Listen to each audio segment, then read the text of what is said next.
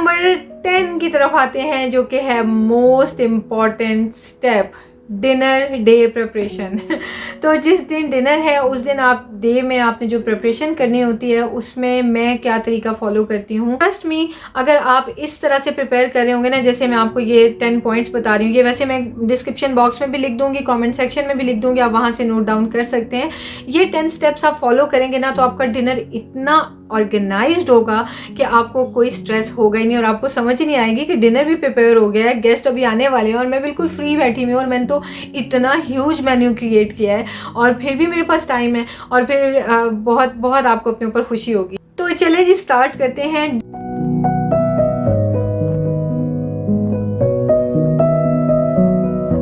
Dinner day जब start होता है ना तो उसमें आपने पहले तो ब्रेकफास्ट वगैरह करना है। जल्दबाजी में ये नहीं करना कि नहीं मुझे नाश्ते का टाइम नहीं और मैंने जल्दी जल्दी कुकिंग करनी। सो मैं कैसे स्टार्ट करती हूँ, ब्रेकफास्ट वगैरह करने के बाद चाय सुकून से पीने के बाद मैं आ जाती हूँ फिर किचन में, क्योंकि मुझे उसके बाद पता है कि अब मेरे पास टाइम नहीं होगा, तो बस अब नहीं मैं किचन से निकल सकती।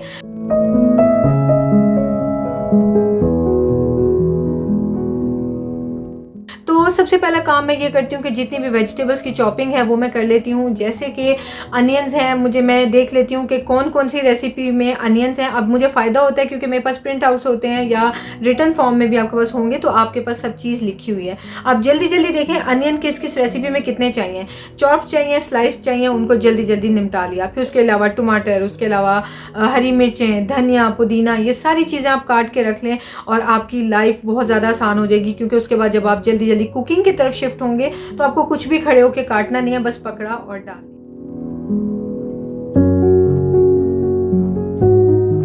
जब आपने सारी कटिंग कर ली है तो साथ साथ आप चूल्हे पे भी कोई चीज़ रख सकते हैं। अब डिपेंड करता है कि आप कौन सा, मतलब आपका रेसिपीज़ कौन कौन सी हैं।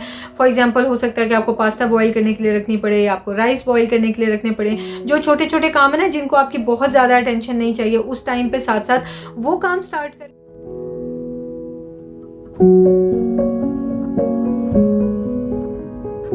जब ये काम हो जाता है फिर मेरा नेक्स्ट स्टेप ये होता है कि मैं रायता और सैलड्स वगैरह वो सारे मैं प्रिपेयर कर लेती हूँ। और वो भी एक ऐसी चीज़ होती है कि लास्ट में अगर आपके पास टाइम ना हो तो जल्दी जल्दी आप खीरे, टमाटर, प्याज काट के यूं प्लेट में रख देते हैं और जाके आप सर्व कर देते हैं।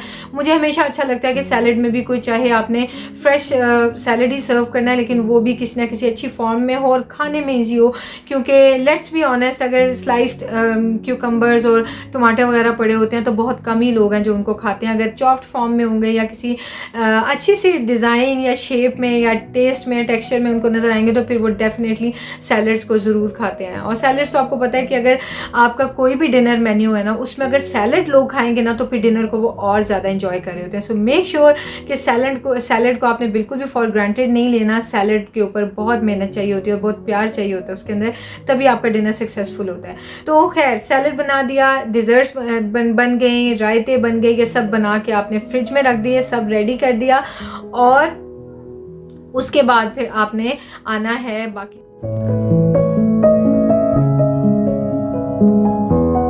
जब ये सारी छोटे छोटे मैंने काम कर लिए हैं तो उसके बाद फिर मैं मूव ऑन होती हूँ करीज़ की तरफ। सबसे पहले मैं जो भी सालन बनाने वाले होते हैं, फॉर एग्जांपल एक मटन का सालन बनाना है, कोई चिकन का सालन बनाना है, तो वो दोनों के दोनों मैं एक साथ एक एक चूल्हे पे रख देती हूँ, क्योंकि मुझे लगता है कि सालन बनाने ज़्यादा ईजी होते हैं। ऑल्दो रेसिपीज़ डिफरेंट होती हैं लेकिन आपको पता होता है कि इस वक्त आप सालन बना रहे हैं। ऐसा नहीं कि बिरयानी का ये स्टेप बन रहा है, पास्ता का वो स्टेप बन रहा है, कीमे का ये स्टेप बन रहा है, कबाब का ये स्टेप है और साथ में करी बन रही है, ये हो रहा है वो हो रहा है। तो पूरे किचन में you just running around like a headless chicken और आपको लगता है कि बस जिंदगी आपके ऊपर तंग हो गई है। सो ऐसा हमें नहीं करना है। तो उसका इसी तरीका ये है कि अब हम चूंकि चूल्हे की तरफ शिफ्ट हो गए हैं तो आप करी स्टार्ट कर दें। बेहतर है कि एक तरह के कामों को एक साथ शुरू किया जाए। जो करीज वगैरह हैं उनको आप बना के रख लें। आफ्टरनून तो अब तक वैसे ही हो चुकी होगी जिस वक्त आप ये यहाँ इन स्टेप्स तक पहुंचेंगे, तो आफ्टरनून हो जाती है। उसके 2 से 3 घंटों में वैसे ही गेस्ट ने आ जाना होता है। तो मैं ऐसे ही करती हूँ, मैं करीज वगैरह बना के 3 से 4 बजे तक मैंने रखी होती हैं, उनको बाद में आप गर्म कर लें।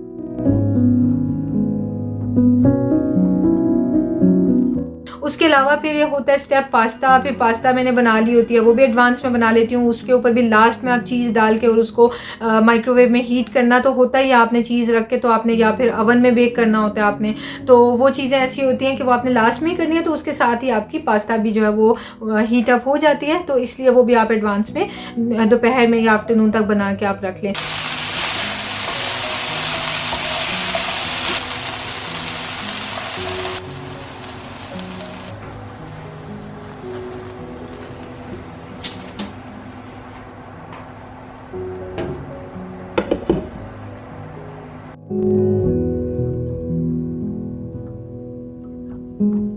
मेरे ख्याल में 2 चीज़ें बहुत इंपॉर्टेंट होती हैं जो आपको बिल्कुल गर्मा गर्म फ्रेश सर्व करनी होती हैं। अगर वो आप एडवांस में 1 घंटा भी एडवांस में बना के सर्व करेंगे तो उसका वो मज़ा नहीं होगा। वो होते हैं कोई से भी राइस, चाहे वो आपने बिरयानी बनाई है, आपने इवन प्लेन बॉइल्ड राइस किसी चीज़ के साथ आपने बनाया है, या आपने पुलाव बना लिया है, कोई चाइनीज़ राइस बनाया है, राइस की किसी भी टाइप की कोई आपने डिश बनाई है, तो वो आपको इस तरह से सर्व करनी है कि वो जब गेस्ट आते हैं उनको आप खाना सर्व कर रहे हैं तो नीचे दम पे लगा हो वो वाला आपकी जो डिश है।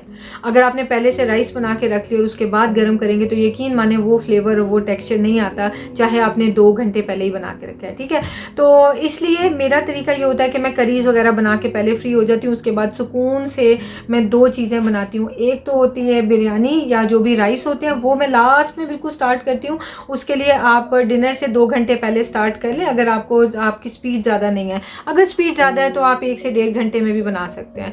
और उसके अलावा फिर नेक्स्ट चीज़ होती है कबाब, जो कि आपको गर्मा गर्म उसी वक्त फ्राई करके गेस्ट को सर्व करने होते हैं, ठीक है। तो वो भी आपने जो उसका भी मिक्सचर है वो आपने प्रिपेयर करके एक रात पहले ही रखा होता है, और नेक्स्ट डे आप बिल्कुल सर्व करने से पहले गर्मा गर्म निकाल के कबाब ऑयल से तो आप उनको सर्व करते हैं।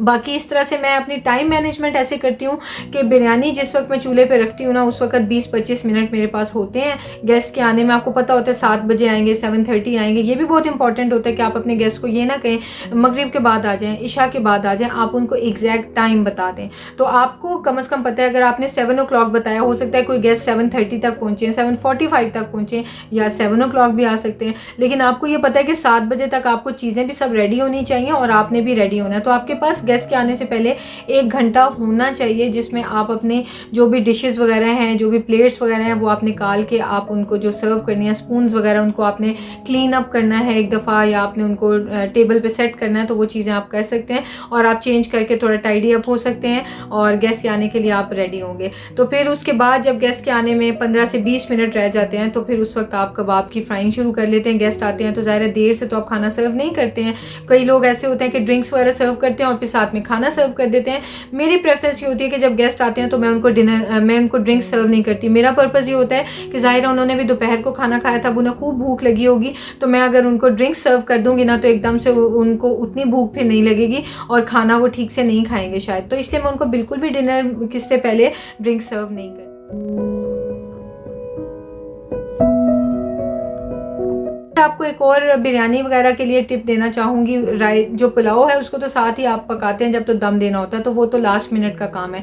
लेकिन अगर आप बिरयानी बना रहे हैं ना तो आप ऐसा ज़रूर कर सकते हैं कि बिरयानी के राइस बना लिए, बिरयानी का सालन बना लिया, उसके बाद आप उन सारों को लेयर करके ना पतीली में ढक्कन लगा के बस बंद कर दें। उसके नीचे चूल्हा नहीं, उसको दम नहीं दें, ठीक है। तो उसके बाद जब गेस्ट ने आना होगा, आने से 15 मिनट पहले आप दम वाली आग पे डायरेक्ट रख दें, और जिस वक्त तक गेस्ट आते हैं 15 से 20-25 मिनट में वो अच्छा सा दम लग चुका होता है और बहुत मज़े की ताज़ा गर्मा गर्म बिरयानी जो है ना वो तैयार होती है।